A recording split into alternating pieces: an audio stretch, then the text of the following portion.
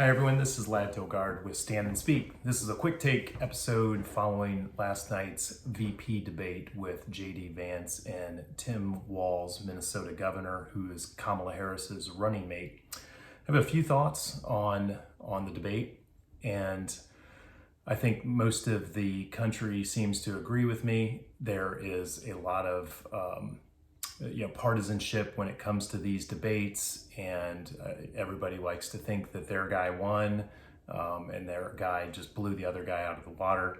In this case, I think J.D. Vance did score a victory, so to speak, over Walz in this debate, in that he was much more smooth and in command of the facts, and at times he was looking down at Walz kind of like a teacher who is pitying a student who is struggling to learn something. Walz started off very weak, and he was stumbling, a lot of ums and uhs and apprehension. He got a little smoother later on, but he still seemed very nervous, very tense. He had obviously a lot of rehearsed lines and tried to attack Trump quite a bit over the course of the debate. But Vance came through looking much more in command than Walz did. And I normally score debates on a few factors. One is which candidate presented the most optimism, was the most likable person in the room. Also, number two, was there any gotchas or things that the candidates would really regret saying? Tim Walz had two of those that we'll get to in a second. And then the third is the policy content. Which candidate had more command and a better presentation of the technical factors, the policies? And I think there's no question there that Vance came out ahead on that one. He's a very sharp guy. Coming from Ohio, we've seen him in action the last few years and on the debate stage, and we knew this guy was smooth and in command. The Yale educated lawyer came through several times last night. He's definitely a guy that you would want on your side in a courtroom. And then the fourth is really competence/confidence. Who would you follow into battle? Who would you put in charge of the future? Who do you think manages a crisis situation better? So just a few quotes right off the bat.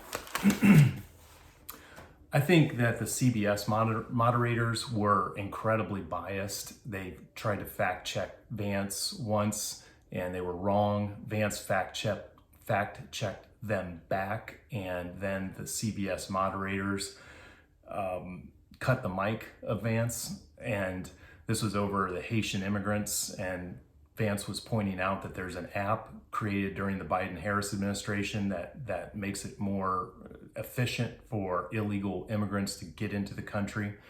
And CBS didn't want to hear anything about that. They were trying to cover that up, trying to make excuses for it. I don't know why Republicans insist on going on the mainstream networks. It's almost like they have no bargaining power. I don't know why they keep doing that. It comes of no surprise that CBS had two far left women that were there to badger Vance. They weren't quite as obnoxious as ABC was the other night, but they were plenty obnoxious, and it was still a little bit more like a 3-on-1 debate. They kept saying, they said 8 times, "We have a lot to get to." It got kind of old. I don't know how many times you want to hear from the moderators, "Well, we have a lot to get to, so shut up and sit down and let's move on because we're in charge of the room." That got old. Vance continually pounded the open borders and continually tied just about everything to illegal immigration, and he didn't hit a couple of points I wish he would have. One was that the border crossings are down only because it's right before the election and because the Biden-Harris administration are actually flying people in from these countries. So yeah, the border crossings are down a little bit, not unlike Obama in 2012, where those border crossings were tightened up just in time for the election. Vance could have called them out on that, but he continually pounded housing costs, crime, and other issues in the United States to Kamala Harris's open borders. Walz didn't have any answer for that other than the border bill. And I also think that Vance could have cut that apart by saying this bipartisan border bill that you speak of doesn't fix anything. It just makes it more efficient to get illegals into the country. It doesn't stem the tide of illegal migration, and it allows 5,000 illegals to cross the border every single day until the administration can choose to do something about it. That's how I understand this current bipartisan border bill, which has one single ding-dong senator, James Lankford of Oklahoma, in support of it, and they keep calling it a bipartisan bill. I think Vance could have hit that a lot harder, but I still think that he made it clear that the border probably is his biggest issue. Walz talked fast and was nervous. I'd compare him to like a bar manager who's running around the room and trying to bust tables, and then a big biker gang shows up and he's thinking, what am I gonna do here? He had that look of panic on his face constantly. Not presidential. I don't consider Walz to be a presidential timber kind of guy.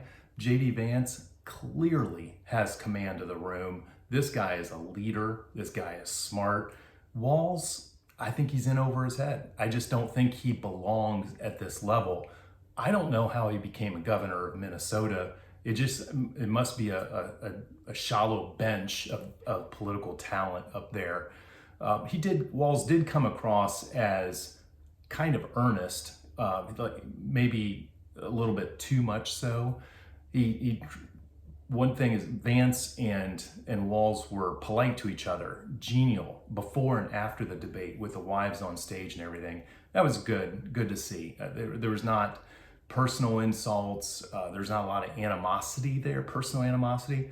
It seemed like Walz was complimenting Vance so much that a lot of people online today were joking that he's going to vote for JD Vance at the end of the day. It was an interesting dynamic. I think that Walz was nodding his head very hard at things that Vance was saying right up until the point Vance said that, well, Kamala Harris is the problem here and Joe Biden is the problem here. Then he had to stop. He had to stop nodding his head because he was nodding ahead in agreement with some policy proposals that Vance had that sounded very, very good. Vance was very eloquent in the healthcare space, bringing up I love that he brought up the young people who were leaving the Affordable Care Act because it didn't make any financial sense for them, which drove up the price of everyone. Obamacare was one of the biggest wealth transfers from the young to the old in our modern times before COVID. And the young people being mandated to stick with Obamacare was unnecessary for them and financially detrimental to these young folks. And Vance pointed that out. You don't hear that very often. I think Vance also had great command over we have some policy theories in action here, or in our heads, that Trump said in the debate. He wasn't real smooth about it, but Vance pointed it out. Like, this is going to be, do you want me to talk through a 900-page document about healthcare up here on the stage? That doesn't make any sense. But we do have some structures of a healthcare proposal that we could work through to make it better. CBS, going back to the moderators for a second, CBS moderators broke their own rules on fact checking. They'd said that they weren't going to do it. They did it anyway. I don't know why we keep going on CBS. I don't know why Republicans keep going on CBS. One piece that was particularly masterful was JD Vance talking about a National Family Leave Act mandate. This was a master class on pivoting. It had Walz really nodding his head until he mentioned Kamala Harris. He pivoted from a mandate by government to what's in the best interest of families and children, and how difficult it is for a mother even a wealthy, successful mother to take care of her kids and work. Imagine if it's somebody that comes from a working class background, and I know people like this who they have a very tough time taking care of their kids and working. This is a national crisis, and it's born from the amount of divorces and single parent homes that we have in the United States. I think I read that 72% of Black families or Black children are born into a single family home. Yes, childcare is going to be tough. A National Family Leave Act mandate, I don't think that's going to help that much. I think there are other things that can be done, and Vance pivoted from, do you want a mandate across the entire country for something that interferes in business, to there's a bigger problem here, and there's other solutions to that problem. One thing I was disappointed in was that JD Vance, the moderators, Tim Walz, nobody mentioned that the former president of the United States, there's been two attempted assassinations on his life, and there's been very dangerous political rhetoric for 8 years that have driven people to try to kill the former president. I would have liked to have seen that talked about a little bit. This is a serious issue that I think the media and Democrats seem to have swept under the rug. There's really nothing to talk about here. I think if the shoe was on the other foot and somebody had taken a shot and hit Kamala Harris in the ear and killed a Kamala Harris supporter and grievously injured 2 of other supporters, and Kamala Harris missed being killed by an inch, I think that the conversation would be a lot different. I think they'd be rounding up Republicans and putting them in concentration camps, frankly. But there was no discussion of this last night, no discussion of the longshoremen union strike. And one thing that was particularly irritating is we have a hurricane that just ripped through the country. Hundreds of people have died. Really terrible response by the federal government. You've got a president who's sitting out at the beach, supposed to be in charge. Kamala Harris reading from a script in a really nervous way, almost like pre-prepared, and sitting at a table with a blank sheet of paper. I mean, this is ridiculous. And then the question turns to climate change. Do you believe in climate change? Give me a break. I think JD Vance's answers to that were good, but the moderators, the second question being about climate change, I think was just beyond stupid. I mean, how are we going to get running water to the people of Western North Carolina? How are we going to make sure people get their lives back on track and the highways are open? Like real stuff. Instead of, Tim Walz stood up there and acted like he can control the weather if we just try harder. We can control the weather. That's idiotic. You can't control the weather. You can't control climate. And despite what the pro-government people think, that is not going to work out well. But Vance has the perfect pivot to that. If you want to clean up the environment and lower carbon emissions, then do more in the United States, where we have rules and laws around the environment, as opposed to China, India, Philippines, and other countries where you're allowed to do anything you want, frankly. And China builds a new coal-powered power plant every single week, and we're supposed to flog ourselves over here because carbon emissions are up or something. But it's ridiculous.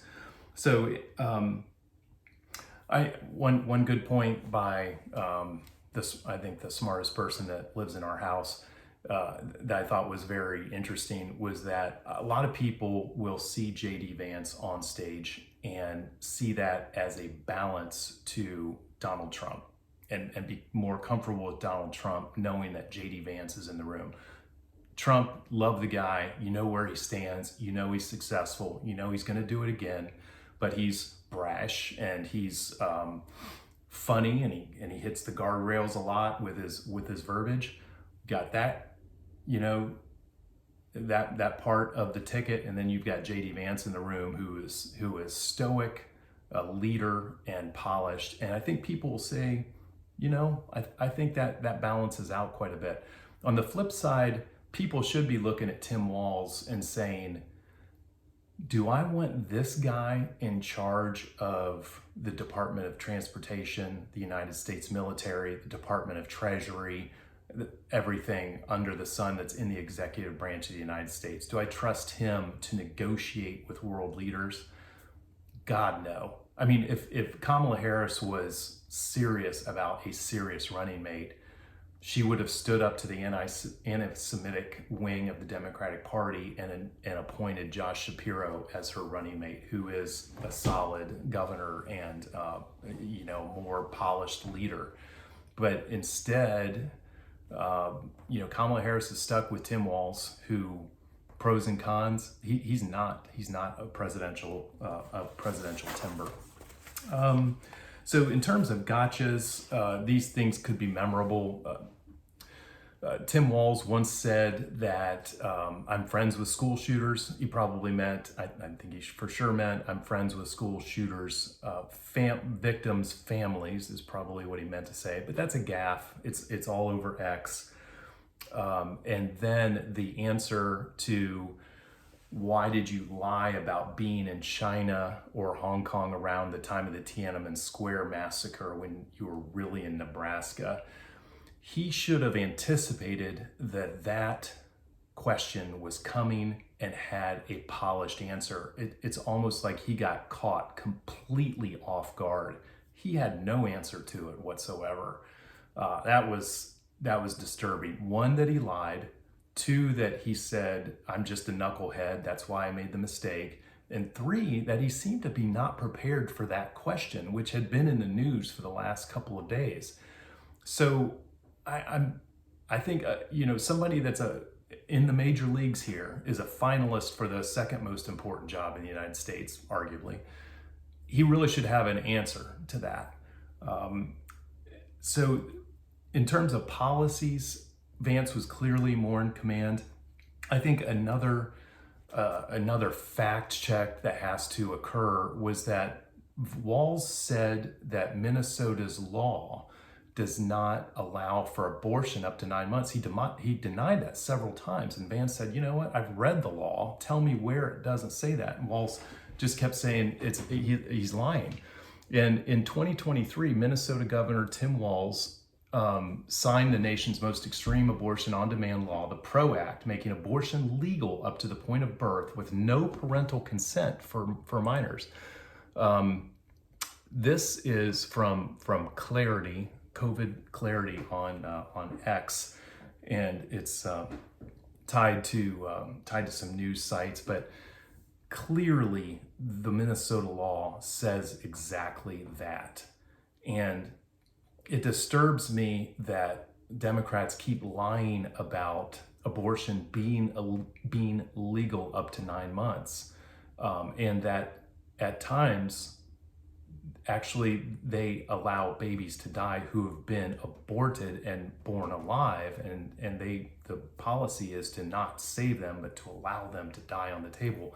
They deny it, and they deny that they're in favor of second and third trimester abortions. It's amazing because this is in black and white in the law in Minnesota, in Ohio, and in several other states post Roe v. Wade. And the media does nothing to clarify, nothing to fact check. They just cover it up, and it's as blatant as possible. So Walz got fact checked, and it's all over social media today. So I think I go on, but I think you get the gist. It's I don't know if this VP debate moves the needle at all. I still think Vance could have picked up some votes here based on competence, based on the amount of chaos that was going on yesterday and today, which is the longshoreman strike, the hurricane, Ukraine war, Iran attacking Israel. I mean, chaos does not look good for the current sitting president and vice president. And there is chaos in the news right now. That's not good for Kamala Harris. She's not doing anything about it. She doesn't look in command. And her running mate there on stage looked overwhelmed. So Vance could have picked up some votes in the swing states based on competence, based on he's not this monster that the media and Democrats tried to make him look out to be. He is a smooth, sharp guy who is been successful. He is the embodiment of the American dream from where he came from. So I live in Ohio, and I've followed JD Vance for a few years now, and none of this surprised me. We've watched him in multiple U.S. Senate debates, followed him, what he was doing in the Senate, watched his movie, and he is a solid guy, and he would make the country proud as a VP, and then maybe someday as a future presidential contender. He is definitely of that timber. So that's all I have for today. I hope you enjoyed watching. We're going to have another episode on soon with some videos of the U.S. House races, which are going to go down to the wire just like the Senate. So have a great day. And this is Lad Dilgard with Stand and Speak. Find us on X at Lad Dilgard, or Stand and Speak, or on YouTube at Stand and Speak. Thank you.